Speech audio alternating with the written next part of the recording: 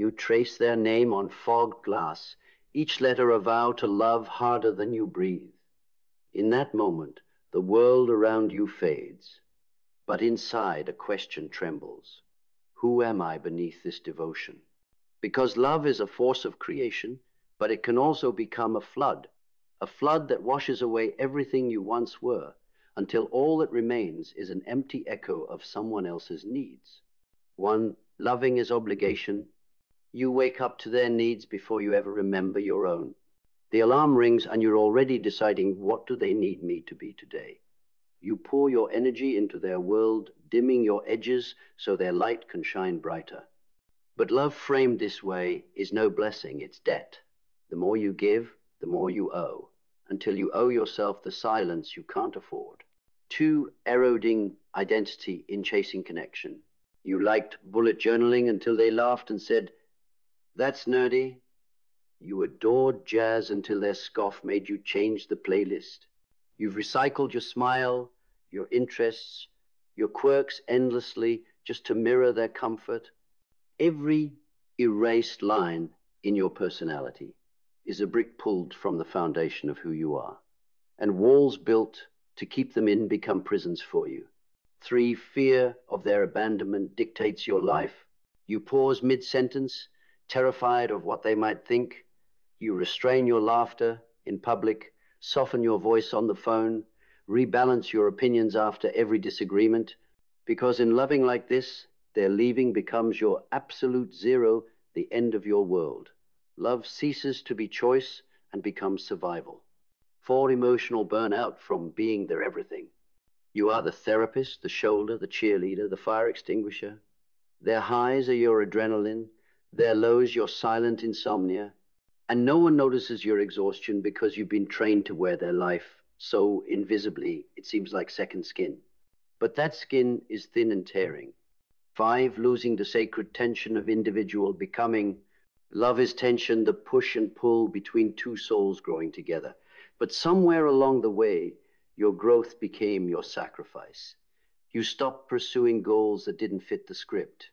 The dreams that once ignited your spine no longer risked being smudged by someone else's comfort. You traded permission to evolve for their stability. You surrendered your becoming, and now you barely exist. This is not a condemnation of love, but a call to real love. Because real love never asks you to drown. Real love emerges from two full vessels, not from one well emptied in service of another. So question it when loving starts to feel like debt. Reignite the parts of you that dimmed with every we. Balance your wants with theirs, not by compromise, but by conversation. Relearn the muscles of no, the courage of silence, the sanctity of solitude. Because loving someone isn't a contract to give up yourself. It's an invitation to become with them, not disappear beside them. This kind of love doesn't consume. It doesn't cling. It doesn't cut. It liberates. It doesn't ask, who can I become for you? It stands firm in, who am I even when you're here? Love without the danger of losing yourself is rare, but not impossible. Because the greatest love story you will ever write lives within the space where two souls can thrive, both fully alive, both radically authentic, each reflecting the other's growth through the mirror of mutual freedom. That is the journey worth devoting your life to. And if you've ever looked into the mirror and barely recognized the face staring back, if you've ever paused mid-laughter wondering, when did I last feel like me? That is your soul whispering no, screaming for reunion. Not with another person, but with yourself. Because here's the most dangerous illusion love can create. That your worth is measured by your ability to be someone else's everything. That your validation is borrowed from their approval. That being loved by them is more important than being whole within you. And the truth is, it isn't. No one, not your partner, your family, your friends, is responsible for filling the spaces you've abandoned inside yourself. So how do you return to that sacred inner ground? You stop apologizing for taking up space. You start unlearning every belief that told you love must mean sacrifice. You sit in the deafening silence with your own thoughts and begin to listen. You reclaim the hobbies, the passions, the opinions, the edges that made you before you made them your compass. This is your path now, not away from love, but back into the kind of love that doesn't shrink, doesn't shush, doesn't demand. You don't need to lose yourself to be loved.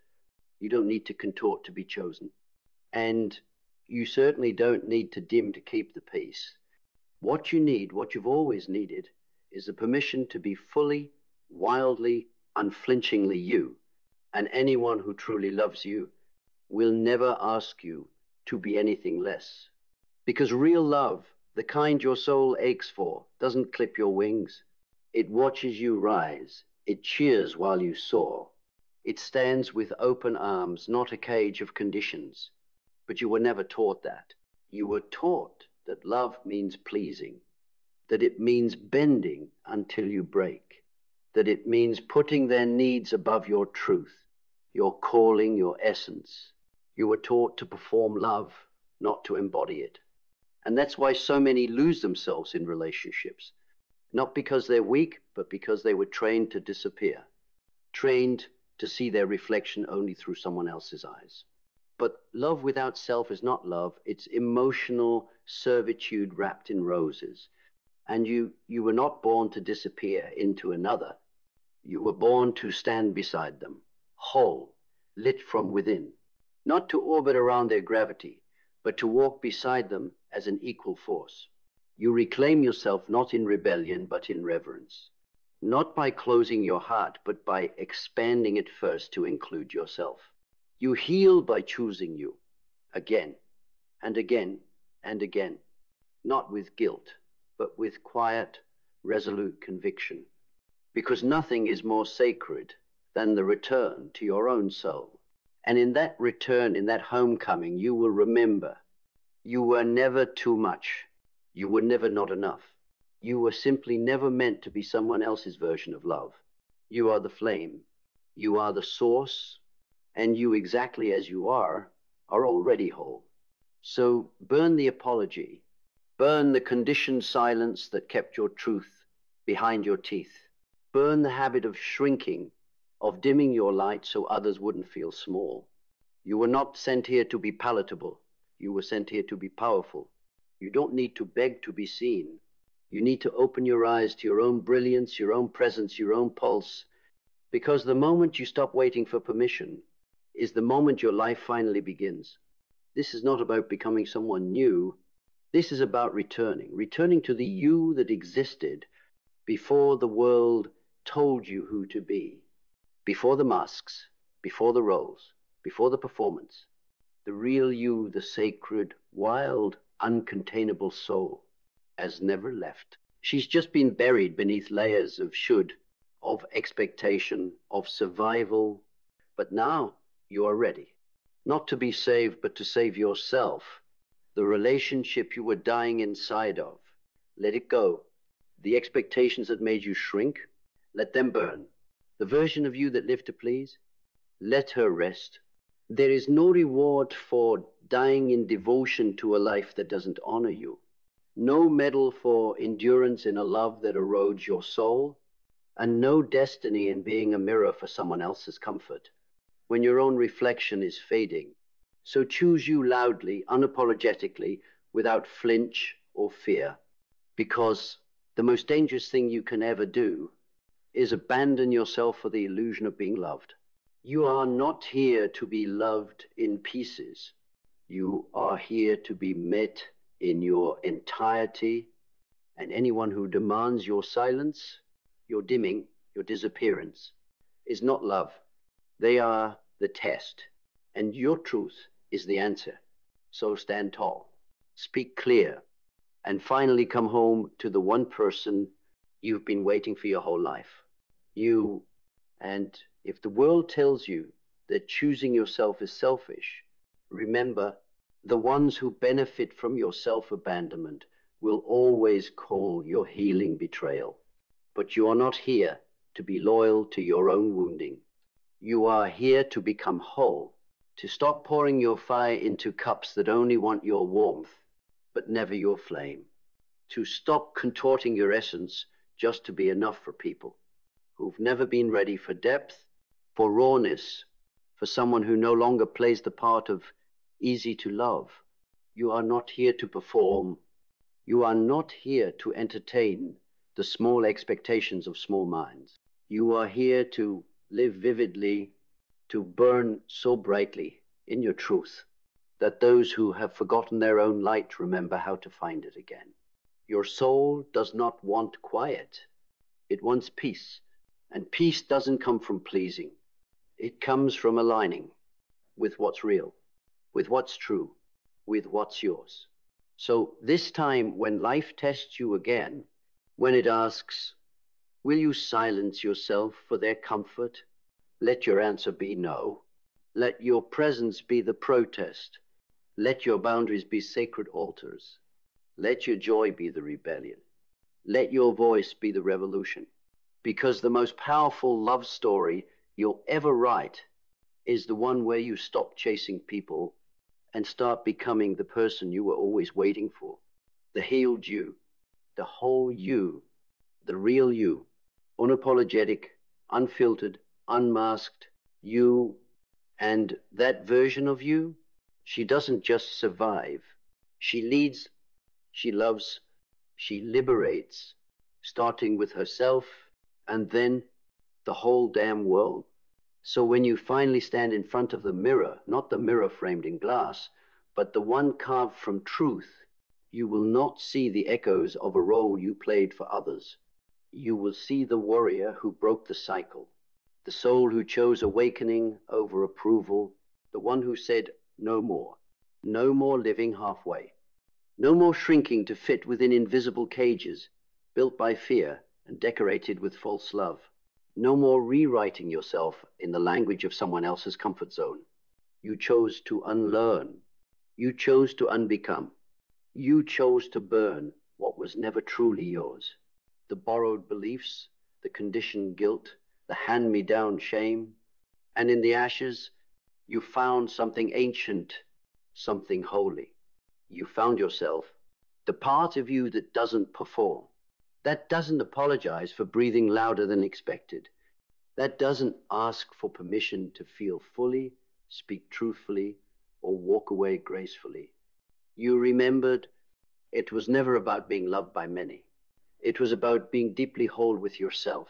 This right here, this moment where you return to your center, where you reclaim your worth without needing to prove it, this is your rebirth. And it won't come with applause. It won't come with fireworks. It will come in stillness, in clarity, in the sacred silence of knowing you are finally home. Not in someone else's arms, not in a future achievement, but in the quiet, rooted power of the real you. And that, my love, is where freedom begins. The world may not celebrate your return.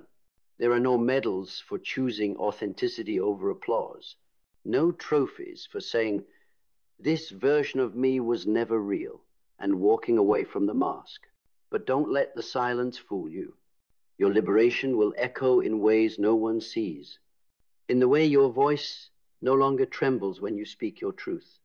In the peace that settles into your bones after years of people-pleasing fatigue. In the sacred rage that burns not to destroy but to purify. Because the greatest revolution is to belong wholly to yourself in a world that profits from your confusion. When you love from that place, not to complete yourself, but to express yourself, everything changes. You stop performing, you stop chasing. You stop molding yourself to fit into hearts too small for the magnitude of who you really are. You begin to attract not comfort, but connection. Not validation, but vision. Not shallow acceptance, but deep resonance. And the people who once fed off your compliance, they will call you selfish. They will say you've changed. And they'll be right. Because the old you, the one who traded their soul for temporary safety, died the moment you realized you were never made to live on your knees. You were meant to stand, rooted, unapologetic, unshakable. You don't need to explain your fire to those who fear the flame. You don't need to make yourself smaller so others feel taller. You don't need to bend until you break just to be deemed worthy of staying. You are not here to shrink. You are not here to serve as someone else's mirror. You are not here to love others at the expense of abandoning yourself. You are here to remember, to rise, to reclaim, and above all, to return home to the wild, untamed, magnificent truth of who you've always been. Not when you finally healed, not when they finally understand, not when you earn it. Now, right here, right now, you are already enough. Now act like it.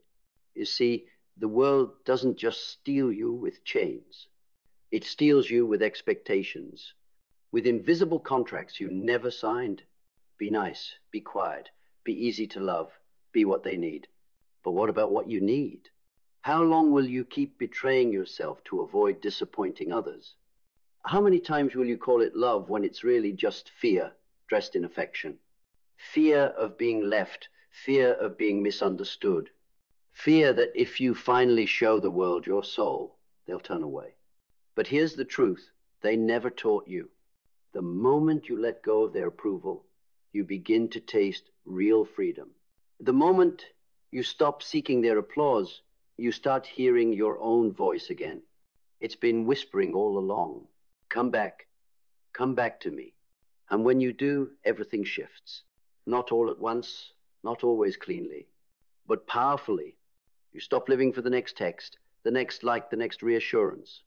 You start creating from a deeper well, one that doesn't dry up when someone doesn't love you back, because you finally learned that losing them was never the tragedy. Losing you was. And you're done with that. You're done with shrinking, done with twisting your identity into something digestible, done with begging for crumbs of affection from those who never knew how to love you whole. Now you rise, not with vengeance, but with vision, not to prove something, but to be something honest, untamed, unbreakably real. Because the version of you that hides to survive was never meant to thrive. And the world doesn't need another mask. It needs your raw, radiant, roaring soul, unfiltered, unashamed, unleashed. You were never born to disappear into someone else's story. You were born to write your own. But somewhere between childhood silence and adult exhaustion, you were taught to abandon your authorship, to let others hold the pen, to trade authenticity for acceptance, to sacrifice wholeness just to be enough for people who never saw you clearly in the first place. And now you're tired, not just physically, spiritually, because nothing drains the soul like living out of alignment with your truth. But this is the moment it ends. This is the moment you stop negotiating your worth. Stop dimming your flame so others feel comfortable in the dark. Stop living in emotional debt to people who never invested in your growth. This is where you reclaim yourself, not the polished version, not the version they liked, the wild one, the wounded one, the wise one, the version that sees clearly now. That love is not control. That silence is not peace. That obedience is not connection. You're not hard to love. You were just trying to love people who needed you small to feel big, who needed you silent to stay in power, who needed you confused so you would never realize you were free all along. And now you walk away, not in bitterness, but in reverence, for the sacredness of your own becoming, for the life you were meant to live, not filtered, not forced, not borrowed, but fully yours, because the world doesn't need another echo.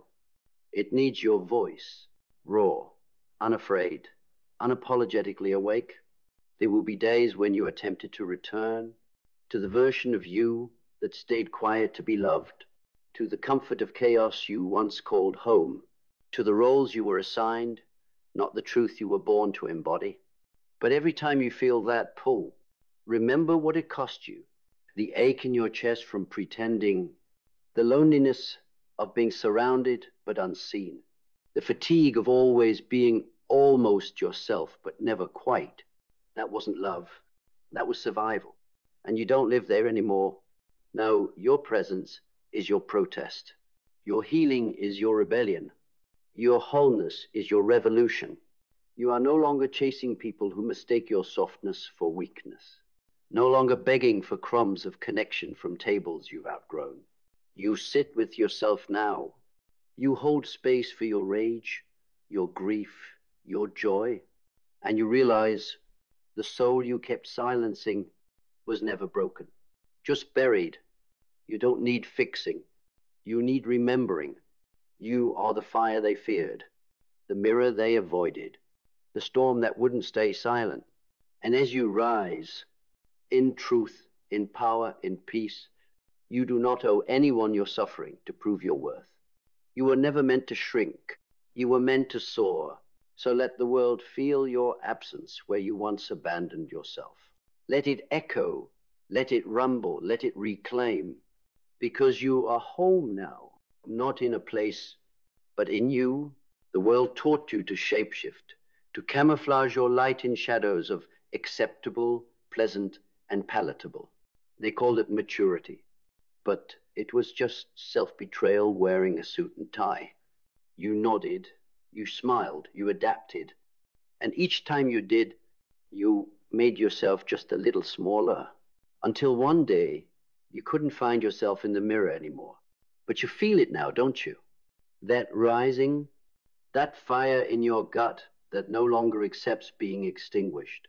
That voice that whispers, I was not born to be a footnote in someone else's story. You don't owe your silence to anyone. You don't owe your peace to those who profit from your confusion. And you damn sure don't owe your life to the script someone else wrote for you. You were made to roar, to create, to disrupt. The you beneath the performance is vast, brilliant, sacred, terrifying in all the ways that threaten false systems.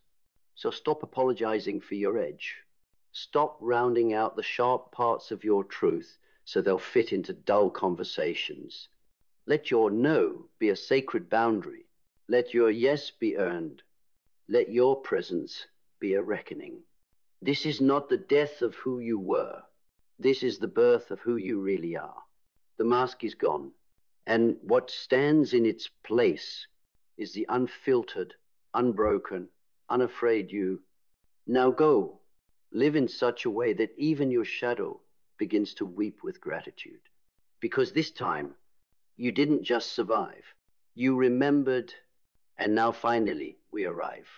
Not at an ending, but at a beginning too bold for the world to name.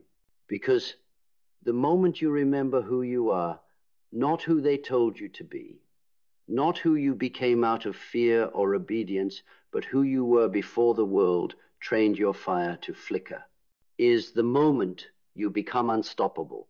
No more rehearsing your existence for someone else's approval. No more apologizing for your voice, your depth, your rage, your radiance. This is the part of the story where you stop shrinking and start expanding. You were not meant to be a second-hand version of yourself. You were meant to walk into every room with the full weight of your presence, with eyes that have seen the abyss and chose to climb anyway. This is your reclamation, your resurrection, your return. So burn the script, shatter the mask, and walk the path barefoot if you must just make sure it's yours. Because the world doesn't need another copy.